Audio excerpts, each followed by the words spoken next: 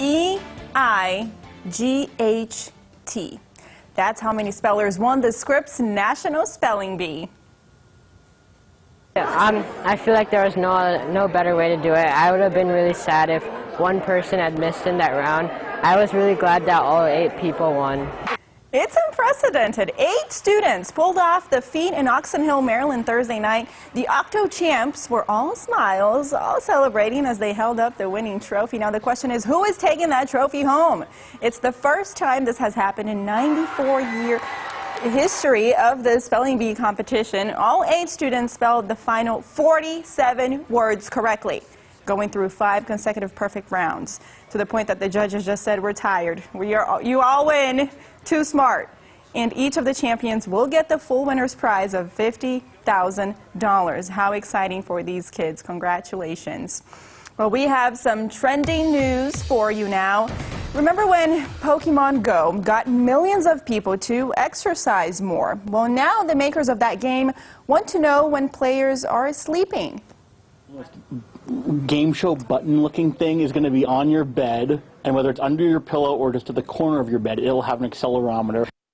The button looking thing. So Nintendo announced it now hopes to replicate Pokemon Go's successes by allowing people to game while they sleep. I like this game. If I don't have to play it, I still get to play while I'm sleeping.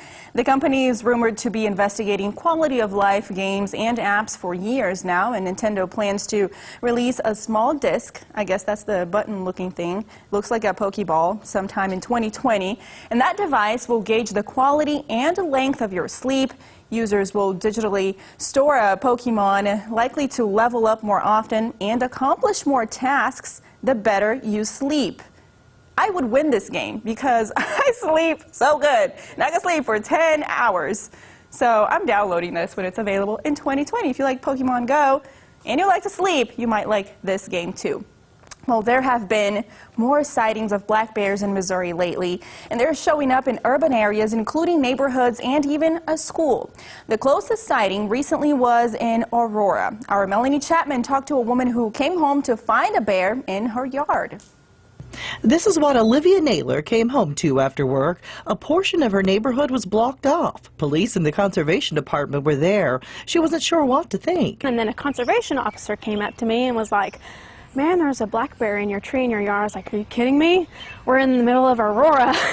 It was quite a sight. No one seems to know where the bear came from. The conservation agents waited to see what the bear would do. Olivia waited too. I sat on my porch. Me and my dog sat on our porch and just watched it. The bear was in the tree 2 days with the conservation department standing by. All these cases are situationally specific, but a lot of times the bear is just moving through. So if you will give it the opportunity to continue to move through, it will. When a lot of people are around, it realizes this isn't its habitat, it wants to move on. In the Aurora case, no tranquilizer was used and the bear came down on its own.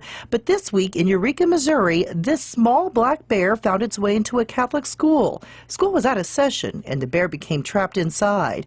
Conservation agents used a tranquilizer to remove it. This is the time of year when we start to get an increase in the sightings of black bears. Francis Galiski is with the Conservation Department. He said there are a couple of reasons for this. Mama bears are getting out with the cubs, but mainly because the young adult bears are getting pushed away from the family group and getting out on their own. It's this quest for their own territory is what leads them sometimes into other people's homes, on other people's properties, and that's where we get the bear sightings at this time of year. Galiski adds, here in the state we're beginning to see more black bears move out of the wooded areas and into urban areas because of an expanding population. This is a sign that bears in Missouri are expanding their range. He advises if you find a bear on your property, try to scare it off by making a loud noise.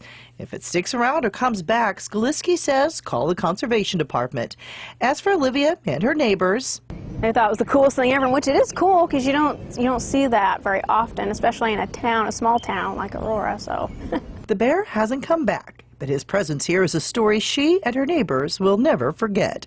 In Springfield, Melanie Chapman, Ozarks First. Yeah, definitely a story to remember. And there are about 300 to 350 black bears in Missouri, mostly to the south. The Conservation Department says the bears are attracted to things like bird and livestock feeders, pet food, and trash.